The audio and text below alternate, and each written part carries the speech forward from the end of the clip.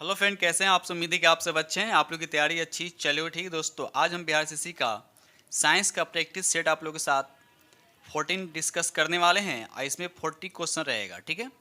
और इससे पहले हम 13 सेट अपलोड कर चुके हैं। अगर आप नहीं देखें तो प्लेलिस्ट में जाकर देख सकते हैं, ठीक है दोस्त। चलिए तो वीडियो को लास्ट तक देखिएगा। जो फ्रेंड चैनल पर पहली बार विजिट करें तो चैनल को सब्सक्राइब कर लीजिए और साथ में बेल आइकन को प्रेस करना नहीं भूलिएगा, ठीक है दोस्तों। स्टार्ट करते हैं। क्वेश्चन नंबर यहाँ पर फर्स्ट।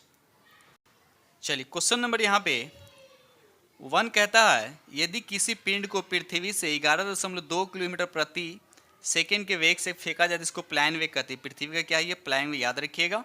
प्रति सेकेंड के वेग से फेंका जाता है तो पिंड जो है क्या होगा, पृथ्वी पर कभी नहीं लौटेगा, 2 घंटे बाद लौटेगा, 24 घंटे बाद लौटेगा, कुछ नहीं हुआ। तो यहाँ पर राइट आंसर आपका फर्स्ट हो जाएगा। याद रखिएगा, पृथ्वी पर कभी नहीं लौटेगा, पृथ्वी पर कभी नहीं लौटेगा, इसका राइट आंसर हो जाएगा। यानी 11 याद रखिए पृथ्वी का क्या है प्लान वेग। पृथ्वी का प्लान कितना होता है, 11.2 किलोमीटर पर सेकेंड होता है, याद रखिएगा, ठीक है दोस्त। चलिए आगे बढ़ते हैं हम लोग। ये रहा अगला प्रश्न। क्वेश्चन नंबर यहाँ पे 2 कहता है, कि जब एक पत्थर को चांद की सतह से पृथ्वी पर लाया जाता है तो क्या आपको उसमें चेंजिंग दिखता है। इसका द्रव्यमान बदलता नहीं, इसका द्रव्यमान नहीं बदलता, द्रव्यमान वही रहता। इसका भार बदल जाएगा परंतु द्रव्यमान नहीं होगा, नहीं बदलेगा। तो ये आपका आंसर सही है। आगे देख लेते हैं। भार और द्रव्यमान दोनों बदल जाते हैं, ये स्टेटमेंट पूरा का पूरा गलत है। न द्रव्यमान और नहीं भार बदले, ये भी गलत है। यानी राइट आंसर आपका क्या हो गया यहाँ पर 2 हो, यानी बी हो गया, याद रखिएगा। चलिए आगे बढ़ते हैं हम लोग। क्वेश्चन नंबर यहाँ पे 3 कहता है कि जब लिफ्ट में बैठे हुए व्यक्ति को अपना भार कब अधिक मालूम पड़ता है, ठीक है। तो याद रखिए, जब लिफ्ट जो है नीचे से जब ऊपर जाता है, लिफ्ट जब नीचे से ऊपर जाता है तो व्यक्ति का अपना भार जो है अधिक मालूम पड़ता है। तो यहाँ पर राइट आंसर आपका बी हो जाएगा। और साथ साथ ये भी याद रखिए, लिफ्ट उसमें त्वरण होना चाहिए, ठीक है ना। मान लीजिए समान वेग से ऊपर जा रहा था, ऐसा नहीं। जब लिफ्ट जो है त्वरित गति के साथ ऊपर जा रही है, यहाँ पर लिखा समान वेग से ऊपर जाती है, ऑप्शन नहीं होगा। ध्यान रखिए, त्वरण के साथ ऊपर जा रही है, ठीक है। तो यहाँ पर राइट आंसर आपका बी। साथ साथ ये भी याद रखिएगा कि किसी व्यक्ति का अपना भार जो कब हल्का फील हो, जब लिफ्ट जो ऊपर से नीचे की तरफ आए, जब लिफ्ट जो है ऊपर से नीचे की तरफ आएगा, ठीक है। और एक क्वेश्चन आउट बनता है कि किस कंडीशन में व्यक्ति के भार में चेंज नहीं होगा। तो याद रखिएगा, जब एक समान वेग से ऊपर या नीचे आता है, हमने क्या बोला, जब समान वेग से ऊपर या नीचे जाएगा तो व्यक्ति के भार में जो होगा कोई चेंज नहीं हो, याद रखिएगा। क्योंकि वहाँ पर त्वरण क्या होता है लिफ्ट का, यानी जीरो होता है। क्या होता है, जीरो होता है, ठीक है। और एक क्वेश्चन और बनता है कि यदि नीचे आते वक्त लिफ्ट का अगर डोरी टूट जाए तब क्या होगा। तो उस कंडीशन में लिफ्ट का जो त्वरण होता है, गुरुत्वीय त्वरण क्या होता है, बराबर होता है।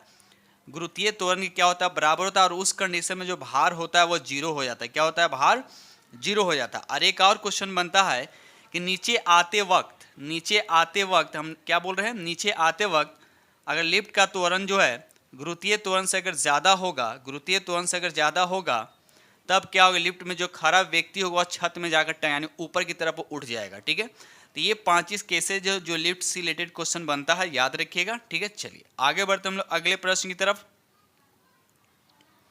क्वेश्चन नंबर यहाँ पर 4 कहता है कि पृथ्वी के परितः घूमने वाले कृत्रिम उपग्रह से बाहर गिराई गई गेंद आपको ये बताना है, इसका राइट आंसर क्या होगा।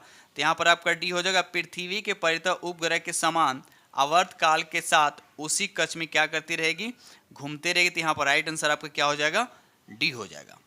दोस्त जो इस चैनल पर पहली बार विजिट करें, चैनल को लाइक कीजिएगा और सब्सक्राइब कीजिएगा और अपने दोस्तों में शेयर जरूर कर दीजिएगा, ठीक है। चलिए क्वेश्चन नंबर यहाँ पर 5 कहता है, एक लिफ्ट में किसी व्यक्ति का प्रत्यक्ष भार कम होता है, यानी प्रत्यक्ष भार कब फील होता है। अभी हमने बोला कि जब लिफ्ट जो है ऊपर से नीचे की तरफ त्वरण के साथ जब ऊपर से नीचे आता है तो लिफ्ट में जो व्यक्ति होता है उसका भार जो है कम फील होता है। तो त्वरण के साथ ऊपर ये नहीं होगा, त्वरण के साथ नीचे। तो यहाँ पर राइट आंसर 5 का क्या हो जाएगा, बी हो जाएगा, ठीक है। चलिए आगे बढ़ते हम लोग अगले प्रश्न की तरफ। चलिए अगला प्रश्न क्वेश्चन नंबर यहाँ पे 6 कहता है, किसी तुलकारी उपग्रह की पृथ्वी की सतह से ऊंचाई लगभग कितनी होती है। तो याद रखिए, बहुत बार एग्जाम में पूछा गया है, यानी 36,000, याद रखिएगा 36,000 किलोमीटर, याद रखिए 36,000 किलोमीटर, ठीक है। और तुल्यकारी जो उपग्रह होता है, इसके घूर्णन की जो गति होता है वो पृथ्वी के घूर्णन की गति के सेम होता है, यानी पश्चिम से पूर्व, याद रखिएगा। चलिए ये रहा अगला प्रश्न, क्वेश्चन नंबर यहाँ पे 7 कहता है टेनिस के गेंद के मैदान की अपेक्षा किसी पहाड़ पर अधिक ऊंची उछलती है। आपको बताना है इसके रीजन की पहाड़ पे अधिक उछलती क्यों है। तो यहाँ पर राइट आंसर आपका सी हो जाएगा। पर्वतों पर पृथ्वी का गुरुत्वीय त्वरण क्या होता है? कम होता है। क्या होता है? कम होता है। तो यहाँ पर राइट आंसर आपका क्या हो जाएगा? सी हो जाएगा। ठीक है दोस्त, चलिए इसे गुरुत्वीय त्वरण कितना होता है? 9.8 मीटर पर सेकेंड स्क्वायर होता है, याद रखिएगा। चलिए बढ़ते हम लोग अगले प्रश्न की तरफ। ये रहा क्वेश्चन नंबर आपका 8 कहता है यदि पृथ्वी का गुरुत्वाकर्षण बल अचानक लुप्त हो जाता है, ठीक है, पृथ्वी का गुरुत्वाकर्षण बल अचानक लुप्त हो जाता है तो निम्नलिखित में से कौन सा परिणाम सही होगा, ये आपसे पूछा जा रहा है। तो यहाँ पर ध्यान रखिए, यहाँ पर वस्तु का भार क्या हो जाएगा? शून्य हो जाएगा, परंतु द्रव्यमान क्या रहेगा? उसमें कोई चेंजिंग नहीं होगा। तो ये आपका राइट आंसर हो जाएगा। ठीक है दोस्त, चलिए आगे बढ़ते हम लोग। ये रहा अगला प्रश्न, क्वेश्चन नंबर यहाँ पे 9 कहता है कि पृथ्वी के गुरुत्वाकर्षण का कितना भाग चंद्रमा के गुरुत्वाकर्षण के सबसे नजदीक है। तो याद रखिए पृथ्वी का 1/6 भाग होता है। पृथ्वी का 1/6 भाग होता है। ठीक है, तो यहाँ पर राइट आंसर आपका क्या हो जाएगा? सी हो जाएगा। ठीक है दोस्त, चलिए क्वेश्चन नंबर यहाँ पे 10 कहता है कि लोलक की आवर्तकाल आपको बताना है। लोलक की आवर्तकाल जो है आपको बताना है कि किस पे डिपेंड करता है। तो सबसे लोलक आवर्तकाल का फॉर्मूला क्या होता है? टी इज इक्वल टू क्या होता है? 2π√L/G होता है। एल क्या होता है? लोलक की लंबाई होता है, जी होता है गुरुत्वीय त्वरण होता है। ठीक है, यह आवर्तकाल हो गया। तो अब देखिए यहाँ पर द्रव्यमान तो इसमें नहीं है, तो इस पर डिपेंड नहीं करता है। लंबाई यहाँ लेंथ दिख रहा है, इसका मतलब जो है लोलक का आवर्तकाल उसकी लंबाई पे डिपेंड करता है। तापक्रम पे ये भी नहीं होगा, समय पे भी नहीं होता। राइट आंसर आपका क्या हो जाएगा? यहाँ पर बी हो जाएगा, याद रखिएगा। यहाँ पर 11 कहता है कि लोलक घड़ियाँ गर्मियों में सुस्त हो जाती है। लोलक घड़ी जो होता है वो गर्मी में क्या होता है? सुस्त हो जाता है। इसका रीजन बताना है क्यों सुस्त हो जाता है। तो यहाँ पर राइट आंसर आपका सी हो जाएगा। लोलक की लंबाई क्या हो जाती है? बढ़ जाती है, जिससे इसकी इकाई दोलन में लगा हुआ समय भी क्या हो जाता है? बढ़ जाता है, जिससे घड़ी क्या हो जाता है? सुस्त हो जाता है। ठीक है, यानी देखिए टी का वैल्यू क्या होता है? आवर्तकाल का फॉर्मूला क्या होता है? 2π क्या होता है? जी होता है। तो एल जब बढ़ेगा तो जाहिर सी बात है कि आवर्तकाल भी क्या होगा? इंक्रीज होगा। ये गर्मी की बात कर रहे हैं। गर्मी में क्या होता है? गर्मी में क्या होता है? एल के बढ़ने से क्या होता है? आवर्तकाल भी क्या होता है? बढ़ जाता है, जिससे घड़ी क्या हो जाता है? सुस्त हो जाती है। ठीक है, तो यहाँ पर राइट आंसर आपका क्या हो जाएगा? सी हो जाएगा। अगर यही सर्दी की बात कहता, सर्दी की अगर बात, तो सर्दी में क्या होता है? लंबाई इसका घट जाता, जिससे इसके आवर्तकाल क्या हो जाता है? ये भी घट जाता। और घड़ी क्या होता? घड़ी क्या होता? वह तेज हो जाता। तो यहाँ पर राइट आंसर आपका क्वेश्चन के अकॉर्डिंग यहाँ पर सी होगा। तो ये दोनों फैक्ट आप याद रखिएगा। ठीक है, चलिए आगे बढ़ते हम लोग अगले प्रश्न की तरफ। क्वेश्चन नंबर यहाँ पे 12 कहता है किसी सरल लोलक की लंबाई 4% बढ़ाई जाए तो उसका आवर्तकाल क्या होगा। तो आपको पता है कि टी किसके डायरेक्टली प्रोपोर्शनल होता है। तो ऐसे भी आप लिख सकते हैं। ऐसे तो पूरा फार्मूला क्या होता है? अगर पूरा फार्मूला की बात करें तो ये होता है। ठीक है, √L/G होता है। तो इतने से मतलब हमको इतना से मतलब है, तो आप इसको ऐसे भी लिख सकते हैं। टी जो डायरेक्टली प्रोपोर्शनल √L का होता है। तो इसको जब हम 4% बढ़ाएंगे तो टी कितना होगा? तो 4 का स्क्वायर रूट सीधा निकाल दीजिए। तो यहाँ पर 2% इसका राइट आंसर क्या हो जाएगा? बढ़ जाएगा। तो राइट आंसर आपका यहाँ पर बी हो जाएगा। ठीक है, चलिए आगे बढ़ते हैं हम लोग अगले प्रश्न की तरफ। चलिए इस क्वेश्चन में कीजिए, बताइए इसका राइट आंसर क्या होगा। यदि लोलक की लंबाई 4 गुनी कर दी जाए तो लोलक की झूलने का समय क्या होगा। ठीक है, लोलक की लंबाई 4, तो वही वाली बात आ गया। टी डायरेक्टली प्रोपोर्शनल √अंडर क्या होता है? एल होता है। तो एल की जगह पे क्या हो जाएगा? यहाँ पे एल के जगह पे रूट को 4 हो जाएगा। यहाँ पर 4 है तो 4 कर देंगे, तो कितना हो जाएगा? यहाँ पर 2 हो जाएगा, यानी दुगना हो जाएगा। तो राइट आंसर आपका क्या हो जाएगा? बी, यानी 13 का राइट आंसर आपके यहाँ बी हो जाएगा। ठीक है दोस्त, चलिए आगे बढ़ते हम लोग अगले प्रश्न की तरफ। क्वेश्चन नंबर यहाँ पर 14 कहता है कि पेंडुलम को चंद्रमा पर ले जाने पर उसकी समय अवधि में क्या परिवर्तन होगा। समय अवधि क्या होगा ये बताना। तो राइट आंसर यहाँ पर डी हो जाएगा। समय अवधि क्या होगा? बढ़ जाएगा। अब कैसे बढ़ेगा? देखिए टी इज इक्वल टू क्या होता है? 2π। देखिए इससे सब क्वेश्चन लिया हूँ, किससे एक भी क्वेश्चन आप लोग को छूटे नहीं। ठीक है, चलिए हर तरह क्वेश्चन इस टॉपिक से ले लिया हूँ। यहाँ पर देखिए तो चंद्रमा पर जी का मान क्या होता है? कम होता है ना। जब जी का मान कम होगा तो ये क्या होगा? ऑटोमेटिक क्या होगा? इंक्रीज होगा। तो आपको पता है चंद्रमा पेंडुलम को चंद्रमा पर ले जाने पर उसकी समय अवधि क्या होगी? तो बढ़ जाए। तो यहाँ पर राइट आंसर आपका क्या हो जाएगा? यहाँ पर डी हो जाएगा। देखिए क्योंकि जी का मान क्या होगा? घटेगा ना, क्योंकि चंद्रमा पर जी का मान क्या होता है, पृथ्वी के जी का मान का कितना होता है, 1/6 भाग होता है। ठीक है, तो इस क्वेश्चन की जोड़ेगी यहाँ पर राइट आंसर आपका क्या हो जाएगा, डी हो जाएगा। ठीक है, चलिए क्वेश्चन नंबर यहाँ पर 15 कीजिए, बताइए इसका राइट आंसर क्या होगा। एक कण का द्रव्यमान m दे रखा है, ठीक है, संवेग p दे रखा है, इसकी गतिज ऊर्जा का देखिए फॉर्मूला क्या होता है, एक होता है काइनेटिक एनर्जी को भी बोलते हैं, तो 1/2 और m भी स्क्वायर होता है, लेकिन यहाँ संवेग और द्रव्यमान में करना, तो यहाँ पर काइनेटिक एनर्जी का फॉर्मूला हो जाएगा, यानी क्या हो जाएगा आपका m स्क्वायर, काइनेटिक एनर्जी का फॉर्मूला हो जाएगा यानी p स्क्वायर बाई 2m हो जाएगा। याद रखिए p स्क्वायर बाई क्या हो जाएगा 2m, p क्या हो गया आपका संवेग हो गया, m हो गया उसका द्रव्यमान। राइट आंसर आपका देखिए किस ऑप्शन में दे रखा है, तो यहाँ पर आपका डी हो, यानी 15 का राइट आंसर आपका डी हो जाएगा। ठीक है दोस्त, चलिए दोस्त वीडियो अच्छा लग रहा हो, पढ़ाने का तरीका समझ में आ रहा है तो प्लीज़ लाइक कीजिएगा। थोड़ा सा भी इस चैनल से, इस वीडियो से अगर आप लोग को प्रॉफिट हो रहा है तो चैनल को लाइक कीजिएगा, शेयर कीजिएगा, सब्सक्राइब जरूर कीजिएगा। ठीक है दोस्त, चलिए आगे बढ़ते हम लोग अगले प्रश्न की तरफ। क्वेश्चन नंबर यहाँ पर 16 कहता है हुक का सिद्धांत निम्नलिखित में से किससे संबंधित है। हुक का सिद्धांत जो निम्नलिखित, ये इलास्टिसिटी से संबंधित है, इलास्टिसिटी से संबंधित है, इलास्टिसिटी से क्या ये संबंधित है, यानी प्रत्यास्थता इसका राइट आंसर हो जाएगा। याद रखिए प्रत्यास्थता इसका राइट आंसर हो, यानी 16 का राइट आंसर आपका बी हो जाएगा। ठीक है, चलिए क्वेश्चन नंबर यहाँ पर 17 कहता है कि तेल की एक छोटी बूंद पानी पर फैल जाती है। तेल की एक छोटी बूंद जो है पानी पर फैल जाती है, क्योंकि इसका राइट आंसर आपको बताना है, तो यहाँ पर राइट आंसर आपका सी हो जाएगा। तेल का पृष्ठ जो यानी सरफेस टेंशन इसको बोलते हैं, तेल का पृष्ठ तनाव यानी सरफेस टेंशन क्या होता है, अधिक होता है, इसी की वजह से, तो यहाँ पर राइट आंसर आपका क्या हो जाएगा, सी हो जाएगा। ठीक है, चलिए क्वेश्चन नंबर 18 कहता है कि साबुन द्वारा निर्मलन का क्या सिद्धांत है। साबुन द्वारा निर्मलन का क्या सिद्धांत है, तो यहाँ पर राइट आंसर आपका यानी पृष्ठ तनाव जिसको बोलते हैं सरफेस टेंशन, क्या यूनिट क्या होता है, ऐसा न्यूटन पर मीटर होता है। क्या होता है, न्यूटन पर मीटर होता है, याद रखिएगा। ठीक है, चलिए आगे बढ़ते हम लोग। चलिए अगला प्रश्न क्वेश्चन नंबर यहाँ पे 19 कीजिए। वर्षा की बूंद का आकार गोलाकार किस कारण से होता है। ठीक है, सब सरफेस टेंशन से क्वेश्चन लिया गया है, तो हर वैरायटी से क्वेश्चन लिया गया सरफेस टेंशन के, इस तरह से भी क्वेश्चन आप लोग को एग्जाम में देखने को मिलेगा।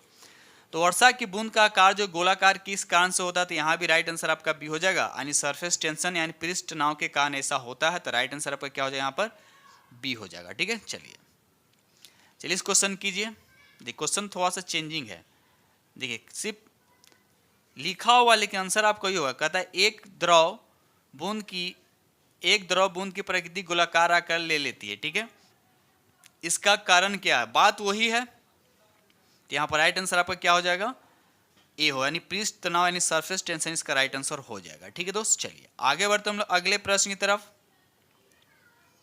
चलिए इस क्वेश्चन कीजिए, बहुत प्यारा क्वेश्चन है, बहुत बार एग्जाम में देखने को मिलता है, बताइए इसका राइट आंसर क्या हो। वीवीआई क्वेश्चन इसको मान लीजिए।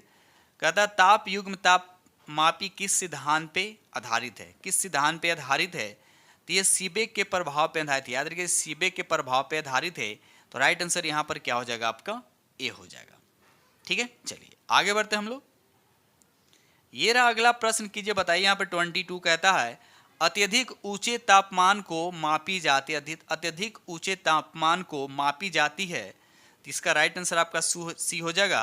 अन्नपूर्ण विकिरण तापमापी के द्वारा किया गया, इसको मेजरमेंट किया जाता है, तो राइट आंसर आपका क्या हो जाएगा, यहाँ पर 22 का सी हो जाएगा। ठीक है, चलिए आगे बढ़ते हम लोग।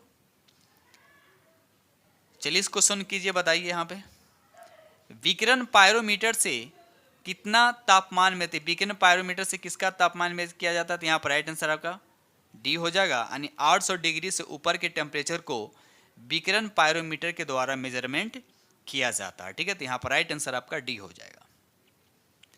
चलिए रहा अगला प्रश्न क्वेश्चन नंबर यहाँ पे 24 कहता है कि थर्मोकपल उसके बाद डैश दे रखा है द्वारा बनाया जाता है, तो क्या बनाया जाता है, तो यहाँ पर राइट आंसर आपका सी हो जाएगा। दो अदृश्य धातुओं को, याद दो अदृश्य धातुओं को क्या किया जाता है, थर्मोकपल के द्वारा बनाया जाता है। ठीक है दोस्त, चलिए आगे बढ़ते हम लोग। ये रहा अगला प्रश्न, बताइए इसका राइट आंसर क्या होगा, कीजिए। क्वेश्चन नंबर यहाँ पे 25 कहता है कि सूर्य का ताप मापा जाता है, सूर्य का जो टेम्परेचर है वो मेजरमेंट किया जाता है, इसका राइट आंसर आपका सी हो, यानी पायरोमीटर के द्वारा। याद रखिएगा पायरोमीटर के द्वारा उसको क्या किया जाता है, मेजरमेंट किया जाता है। ठीक है, चलिए आगे बढ़ते हैं हम लोग। चलिए क्वेश्चन नंबर 26 कीजिए, बताइए इसका राइट आंसर क्या होगा। बताइए इसका राइट आंसर क्या होगा। देखिए सी बाई क्या होता है, अगर पूरा लिखा तो सी बाई 100 होता है। उसके बाद क्या होता है एफ माइनस 32, नीचे होता है 180 होता है। ठीक है, तो अब इसको 0 से 0 काटिए, इसको 2 से काटिए, 5 बार में इसको 2 से काटिए तो 9 बार में, तो सी बाई 5 आया एफ माइनस 32/9, तो यहाँ पर आपका बी आंसर दिख रहा है। राइट आंसर क्या हो जाएगा आपका, बी हो जाएगा। अगर आपको सी दे रखा तो एफ निकाल सकते हैं, और एफ दे रखा तो सी निकाल सकते हैं। ठीक है, और उसके बाद सी और केल्विन का फॉर्मूला क्या होता है, सी अगर आपको केल्विन में निकालना है तो केल्विन में करने के लिए सी प्लस क्या करते हैं 273 ये होता है। ठीक है, तो इस तरह से आप केल्विन सेल्सियस में दे रखा तो आप केल्विन में कन्वर्ट कर सकते हैं, केल्विन में दे रखा हो तो सेल्सियस में कन्वर्ट कर सकते हैं। तो यहाँ पर राइट आंसर क्वेश्चन के अकॉर्डिंग यहाँ पर बी हो जाएगा। चलिए आगे बढ़ते हम लोग अगले प्रश्न की तरफ, बताइए इसका राइट आंसर क्या होगा। ठीक है, क्वेश्चन नंबर 27 कहता है तापमान के सेल्सियस पैमाने पर परम शून्य तापमान कितना होता है। परम शून्य तापमान कितना होता है सेल्सियस पैमाने पर पूछा जा रहा है। बताइए इसका राइट आंसर क्या होगा। बताइए इसका राइट आंसर क्या होगा। 27 का राइट आंसर क्या होगा। तापमान के सेल्सियस पैमाने पर परम शून्य तापमान होता है, बताइए। तो यहाँ पर राइट आंसर आपका डी हो, याद रखिए डी हो जाएगा, यानी -273 डिग्री सेल्सियस इसका राइट आंसर हो जाएगा। ठीक है दोस्त, चलिए आगे चलिए। क्वेश्चन नंबर यहाँ पे 28 कहता है केल्विन मान से मानव शरीर, यानी मानव शरीर का पूछा जा रहा है कि सामान्य तापमान, यानी केल्विन में बताना है, केल्विन में मानव शरीर का टेम्परेचर कितना होता है। ठीक है, बताइए इसका राइट आंसर कितना होगा। ठीक है, तो और देखा जाए तो सेल्सियस में अगर हम 37 डिग्री सेल्सियस मानते हैं होता है, यानी 36 पॉइंट समथिंग होता है, यहाँ तो पॉइंट में नहीं दे रखा तो 37 डिग्री सेल्सियस होता है। इसको केल्विन में कन्वर्ट करने के लिए क्या करेंगे, 273 में 37 डिग्री को ऐड करेंगे तो 0 हो जाएगा, यहाँ 1 आएगा, यानी इतना आएगा, कितना आया 310 केल्विन। तो यहाँ पर राइट आंसर आपका क्या हो जाएगा, डी हो जाएगा। अगर फ़ारेनहाइट, बताइए इसका राइट आंसर क्या होगा। क्या पूछ रहा है यहाँ पे, तो छोटा कर दूँ। चलिए क्वेश्चन नंबर यहाँ पे 29 कहता है कितना तापमान होने पर पाठ्यांक सेल्सियस और फ़ारेनहाइट तापमापियों में एक ही होता है। बताइए कौन सा टेम्परेचर यहाँ पर एक ही होता है। तो 29 का राइट आंसर का फर्स्ट हो जाएगा -40 डिग्री -40 डिग्री, याद रखिएगा -40 डिग्री, ध्यान रखिएगा प्लस में नहीं माइनस वाला ध्यान रखिएगा। तो यहाँ पर राइट आंसर आपका क्या हो जाएगा, फर्स्ट हो जाएगा। ठीक है, चलिए आगे बढ़ते हैं हम लोग। चलिए बताइए इसका राइट आंसर बताइए। कहता है न्यूनतम संभव ताप यानी टेम्परेचर कौन सा है। तो यहाँ पर राइट आंसर आपका ये हो जाएगा -273, याद रखिए -273 डिग्री सेल्सियस इसका राइट आंसर हो जाएगा। ठीक है, चलिए आगे बढ़ते हैं हम लोग। चलिए इस क्वेश्चन कीजिए, बताइए इस क्वेश्चन का राइट आंसर क्या होगा। क्वेश्चन नंबर 31 कहता है कि फ़ारेनहाइट स्केल पर किसी वस्तु का टेम्परेचर कितना दे रखा है, 212 डिग्री फ़ारेनहाइट दे रखा है, 212 डिग्री फ़ारेनहाइट दे रखा है। सेल्सियस पैमाने पर इस वस्तु का तापमान कितना होगा। सेल्सियस पैमाने पर इस वस्तु का तापमान कितना होगा। तो डायरेक्ट याद रखिएगा 100 डिग्री सेल्सियस बराबर होता है 212 डिग्री फ़ारेनहाइट, याद रखिएगा। 0 डिग्री सेल्सियस किसके बराबर होता है फ़ारेनहाइट में, तो 32 डिग्री फ़ारेनहाइट के बराबर होता है। तो यहाँ पर राइट आंसर आपका 212 का राइट आंसर कौन हो जाएगा यहाँ पे, तो यहाँ पर आपका सी हो जाएगा, यानी 31 का राइट आंसर आपका क्या हो जाएगा, यहाँ पर सी हो जाएगा। ठीक है, चलिए आगे बढ़ते हम लोग अगले प्रश्न की तरफ। लीजिए अभी क्वेश्चन आपको दे दिया यहाँ पे, कहता है सेल्सियस पैमाने पर 0 डिग्री सेल्सियस को फ़ारेनहाइट स्केल पर कितना होता है। अभी हमने बोला 0 डिग्री सेल्सियस जो होता है वह 32 डिग्री फ़ारेनहाइट के क्या होता है, बराबर होता है। तो यहाँ पर राइट आंसर आपका क्या हो जाएगा, यहाँ पर बी हो जाएगा। ठीक है, चलिए आगे बढ़ते हम लोग अगले प्रश्न की तरफ। क्वेश्चन नंबर यहाँ पे 33 कहता है कि मानव शरीर का सामान्य टेम्परेचर फ़ारेनहाइट में कितना होता है, 98 पॉइंट कितना होता है, 4 डिग्री फ़ारेनहाइट होता है।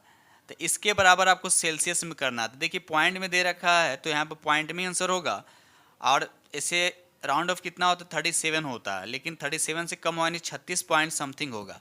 तो 36 पॉइंट समथिंग यहाँ पर एक ही ऑप्शन दे रखा है, बी हो जाएगा। जब इसको सॉल्व कीजिएगा, जब आप इस फार्मूले पर आप सॉल्व कीजिएगा c/5 और f -32/9 9 में इस पे अगर सी का वैल्यू यहाँ पे पुट कीजिएगा, उसके बाद सॉल्व कीजिएगा तो सी का मान कितना आएगा 36.89 आएगा। तो राइट आंसर आपके यहाँ पर बी हो जाएगा।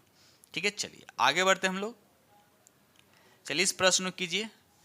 फ़ारेनहाइट मापक्रम पर सामान्य वायुमंडलीय दाब पर उबलने वाला पानी, अब पानी कितने डिग्री पर जनरली उबलता है, तो आप बोलिए 100 डिग्री सेल्सियस पर उबलता है।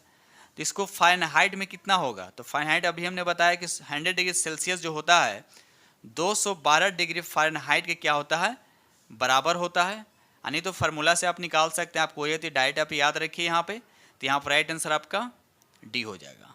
ठीक है, यानी 212 इसका राइट आंसर हो जाएगा। ठीक है, चलिए आगे बढ़ते हम लोग अगले प्रश्न की तरफ। क्वेश्चन नंबर यहाँ पे 35 कहता है दिल्ली में जल का क्वथनांक कितना है 100 डिग्री सेल्सियस से, तो मसूरी में जल का तापमान कितना होगा। तो आपको पता है कि मसूरी जो थोड़ा सा ऊंचाई पर है, तो ऊंचाई पर बढ़ने के बाद क्या होगा, वहाँ पर क्या होगा, 100 डिग्री से कम होगा या 100 डिग्री से ज़्यादा होगा। तो बताइए 35 का राइट आंसर क्या होता है, यहाँ पर बी हो जाएगा। यानी 100 डिग्री से पहले वो क्या हो जाएगा, बॉयल होता है। राइट आंसर आपका क्या हो जाएगा, वहाँ पर बी हो जाएगा। ठीक है, चलिए आगे बढ़ते हम लोग अगले प्रश्न की तरफ। चलिए इस प्रश्न को कीजिए यहाँ पे। क्वेश्चन नंबर यहाँ पे 36 कहता है कि बेंजीन में कितने पाई, यानी पाई बॉन्ड पूछा जा रहा है और सिग्मा बॉन्ड पूछा जा रहा है, पाई बॉन्ड और सिग्मा बॉन्ड पूछा जा रहा है, बताइए कितना होता है। तो याद रखिएगा 36 का राइट आंसर फर्स्ट हो जाएगा 12 सिग्मा और 3 पाई बॉन्ड होता है। ठीक है, बेंजीन का फॉर्मूला क्या होता है C6 और क्या होता है H6 होता है। ठीक है, चलिए आगे बढ़ते हैं हम लोग। चलिए इसका बताइए। क्वेश्चन नंबर यहाँ पे 37 कहता है कि इथाइन ये किस ग्रुप में आता है, यानी एल्काइन ग्रुप में आता है। एल्काइन ग्रुप का फॉर्मूला क्या होता है CnH2n-2 होता है। ठीक है, इसको एसिटिलीन के नाम से भी जाना जाता है। तो आपसे पूछा है कि इथाइन जो अणु होता है उनमें संकरित होता है, तो कौन सा होता है। तो यहाँ पर पहला ऑप्शन होगा Sp हो जाए, Sp संकरित होता है, याद रखिए। तो राइट आंसर आपके यहाँ पर Sp यानी फर्स्ट हो जाएगा। ठीक है, चलिए आगे बढ़ते हम लोग अगले प्रश्न की तरफ। चलिए इस क्वेश्चन कीजिए, बहुत प्यारा क्वेश्चन है। कहता है कि एरोमेटिक यौगिक का जन्मदाता किसे माना जाता है। एरोमेटिक यौगिक का जन्मदाता किसे माना जाता है, तो बेंजीन को माना जाता है। किसको माना जाता है, बेंजीन को माना जाता है। ठीक है, इसका राइट आंसर आपका बी हो जाएगा। किसका फॉर्मूला होता है C6 और H6 होता है। ठीक है, चलिए आगे। क्वेश्चन नंबर यहाँ पे 39 कहता है कि सल्फ्यूरिक अम्ल बनाने के संपर्क विधि में किस उत्प्रेरक का उपयोग किया जाता है। तो यहाँ पर राइट आंसर आपका डी हो जाएगा, प्लेटिनम के चूर्ण का उपयोग किया था। प्लेटिनम जो है पूरे धातु में सबसे हार्डेस्ट मेटल होता है, भी याद रखिएगा। उसके बाद अगर हम लौह चूर्ण की बात करते हैं, इसे अमोनिया बनाने में इसको यूज किया जाता है, याद रखिएगा। चलिए आगे बढ़ते हम लोग अगले प्रश्न की तरफ। चलिए इस क्वेश्चन कीजिए। क्वेश्चन नंबर यहाँ पर 40 कहता है कि जर्मन सिल्वर में होता, आपसे पूछा कि जर्मन सिल्वर में क्या होता है। तो सबसे पहले देखिए सिल्वर समझिए, मत समझिएगा कि सिल्वर तो होता ही नहीं है। ठीक है, ये पहली बात, सिल्वर नहीं होता। जलवर सिल्वर क्या है, मिश्र धातु होता है। इसमें क्या क्या होता है, तो कॉपर होता है, निकेल होता है और जस्ता यानी Zn होता है। तो ये याद रखना है। तो कॉपर कितना होता है, 60% होता है, ये 20% होता है, ये भी 20% होता है। तो आप देखिए कि यहाँ पे निकेल दे रखा है, लेकिन जिसकी मात्रा ज़्यादा होगा वो इसमें आंसर होगा। तो यहाँ पर राइट आंसर आपका क्या हो जाएगा, फर्स्ट, यानी कॉपर इसका राइट आंसर हो जाएगा। ठीक है दोस्तों, इस तरह से हमने आप लोगों के साथ 40 MCQ डिस्कस किया हूँ और उम्मीद करता हूँ कि सेशन आप लोग को बहुत ही पसंद आएगा। अगर पसंद आए तो प्लीज़ लाइक कीजिएगा। जो फ्रेंड चैनल पर पहली बार विजिट कर रहे हैं, चैनल को सब्सक्राइब कीजिएगा, अपने दोस्तों में शेयर कीजिएगा। ठीक है दोस्तों, इसी के साथ मैं वीडियो करते हैं समाप्त और मिलते हैं आप लोग से नेक्स्ट वीडियो में। तब तक के लिए थैंक यू वेरी मच।